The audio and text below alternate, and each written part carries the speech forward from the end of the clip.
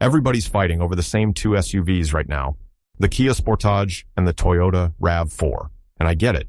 Both are good. Both are safe choices. But here's what nobody's talking about. I pulled the reliability data, the depreciation curves, the owner-reported maintenance costs, and the insurance numbers on every compact SUV sold in America. Not the press reviews, the actual owner data.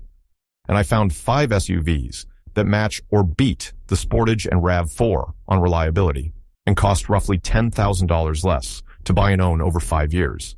5 cars that the data says you should be looking at, and almost nobody is. That's the entire video. And the reason nobody talks about these is the same reason they cost less. None of them have the marketing budget that Toyota and Kia have. Nobody's running Super Bowl ads for number 3 on this list. Nobody's pushing number 1 on Instagram influencer test drives. These are the cars that data people find when they stop listening to commercials and start reading the owner forums. And every single one of them is sitting on dealer lots and used car listings right now, priced below what the reliability data says they're worth. 5 SUVs, counting up to the best one. Each one gets a reliability comparison to the Sportage and RAV4, the real owner costs, and the one thing about it that surprised me most. Let's go. Number 1, the Mazda CX-5, the 2017 and newer models with the Skyactiv 2.5-liter engine. The CX-5 is the SUV that car enthusiasts recommend and regular buyers ignore, and that gap between reputation and sales is exactly why it's $10,000 cheaper than a comparably equipped RAV4. The 2.5-liter Skyactiv engine is naturally aspirated. No turbo, no hybrid system, no complexity that needs a specialist to diagnose. It's paired with a conventional 6-speed automatic, not a CVT, not a dual clutch, not an 8-speed that needs a software update. 6 gears and a torque converter that does exactly what you expect. An owner in Colorado bought a 2020 CX-5, touring through a private seller on AutoTrader for about $18,500, 46,000 miles, clean Carfax. After 2 years and 28,000 additional miles, his total maintenance spend was $940. Oil changes with Mobil 1 at his independent shop, $62 each, every 5,000 miles. Insurance through Progressive in Colorado, $168 a month for full coverage. And here's the number that makes the CX-5 number 1 on this list. Kelley Blue Book values his 2220 CX-5 at about $16,000 today. He lost $2,500 in 2 years. On a car, he drove 28,000 miles. A 2020 RAV4 with comparable mileage would have cost him about $24,000, $6,000 more at purchase, and it would have lost about $3,000 in the same period. He saved $5,000 on day 1 and lost less on the back end. And the driving experience?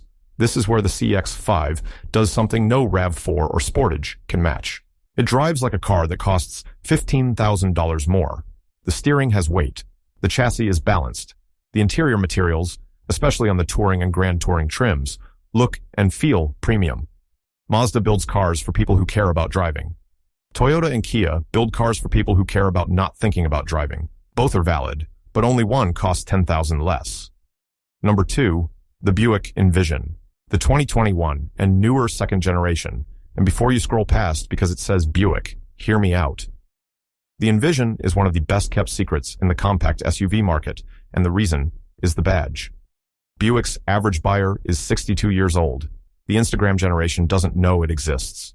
And because nobody under 40 is shopping for a Buick, the depreciation on the Envision is absolutely brutal, which is terrible news for the first owner and incredible news for the second one.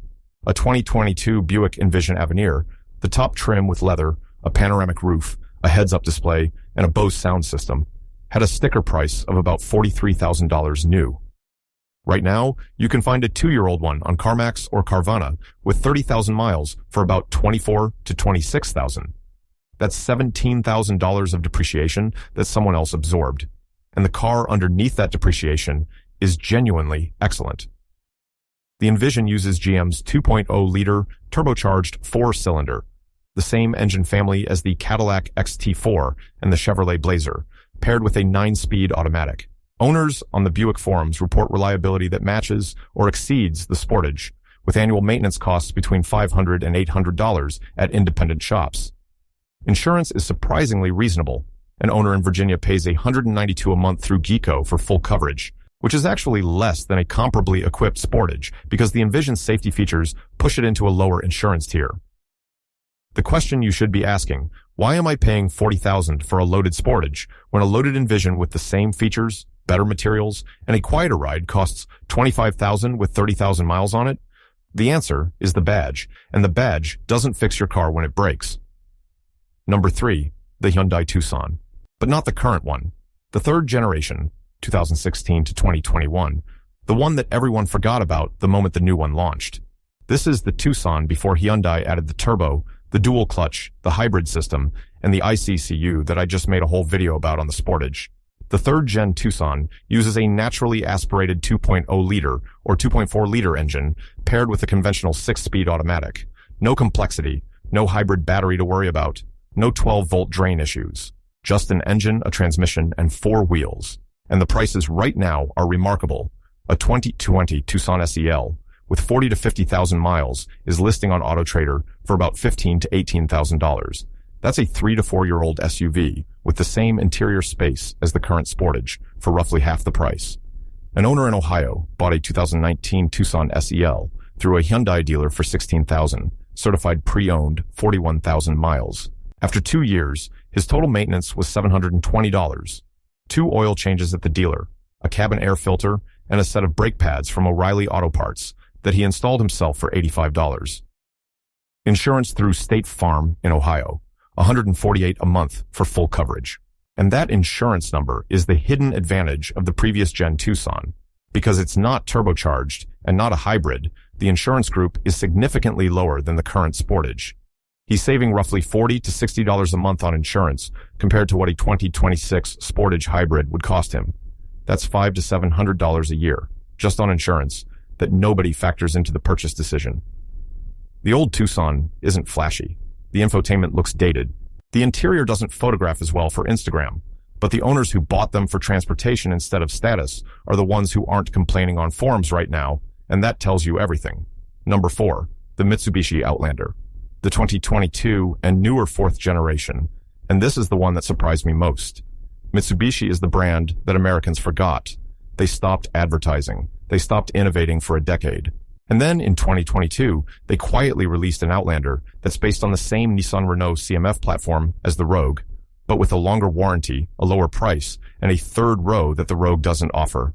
And almost nobody noticed. The 2022 Plus Outlander uses a 2.5-liter, naturally aspirated 4-cylinder paired with a CVT. And I know what you're thinking. But this isn't the Jatco CVT that killed the Nissan Pathfinder's reputation. This is the latest generation Jatco unit with a conventional launch gear for the first few mph, which eliminates the rubber band feel that made older CVTs so frustrating. Owners on the Outlander forums report that the CVT feels more like a conventional automatic in daily driving, and the reliability data through 40, 50, 60,000 miles is strong. An owner in North Carolina bought a 2023 Outlander SE through a Mitsubishi dealer for about $30,000, brand new, with a $2,000 dealer discount because it was a previous model year sitting on the lot. But here's where Mitsubishi wins the math. That car comes with a 10-year, 100,000-mile powertrain warranty, the longest in the segment by a significant margin. The Sportage gets 10 years as well, but Toyota only gives 5 years on the RAV4. On a car you plan to keep for 7 or 8 years, that warranty coverage has real dollar value. The owner isn't budgeting for a transmission replacement at 80,000 miles because Mitsubishi is covering it. His insurance through GEICO in North Carolina. $178 a month for full coverage. Lower than a Sportage. Lower than a RAV4. And the Outlander's annual maintenance at his independent shop runs about $480. Oil changes, filters, inspections. The parts are shared with Nissan, which means availability is excellent and pricing is competitive. The Outlander is the SUV equivalent of the restaurant with no signage that the food critics love. Nobody's going there because nobody knows it exists. And the people who find it aren't telling their friends because they don't want the prices to go up.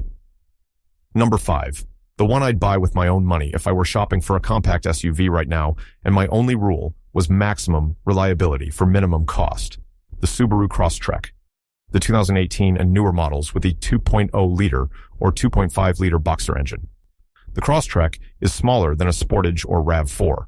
That's the first thing everyone says, and that's the reason it costs less.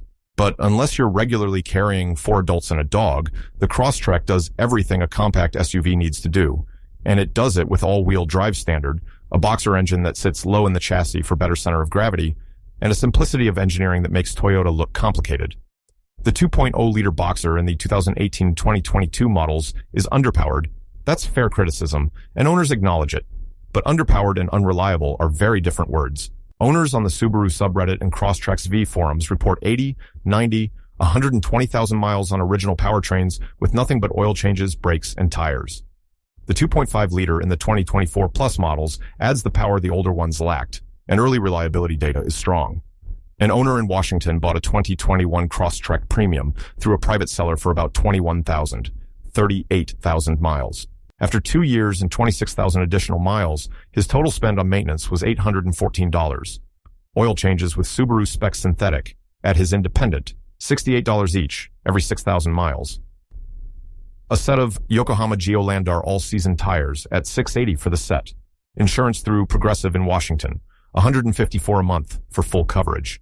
That's about $60 to $70 less per month than a RAV4 hybrid, which adds up to over $800 a year in savings just on insurance.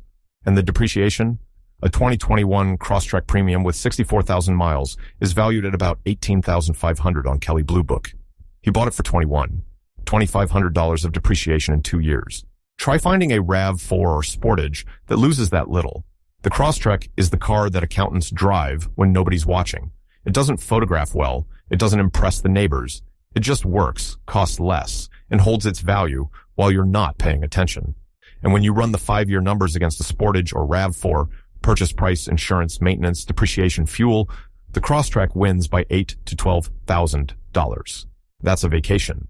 That's a semester of tuition. That's real money that stayed in your pocket because you bought the car the data recommended instead of the car the algorithm recommended. So 5 SUVs. All of them match or beat the Sportage and RAV4 on reliability. All of them cost roughly $10,000 less to buy and own over 5 years. And none of them are on anyone's top 10 list because none of them are paying for the advertising that gets them there. Which one surprised you most? Drop it in the comments with one sentence explaining why. And if you own any of these 5, tell me if the data matches your experience. That's how the next video gets made. Check my pinned comment. I left the exact model years, the mileage sweet spots for used purchases, and the one red flag to check on the Carfax for each of these 5. Everything you need before you start shopping. And the next video goes deeper on number 2, the Buick Envision, because the depreciation numbers on that car are so extreme that it deserves its own video. If you've ever wanted to drive a luxury SUV for the price of a Corolla, that's the one to watch next.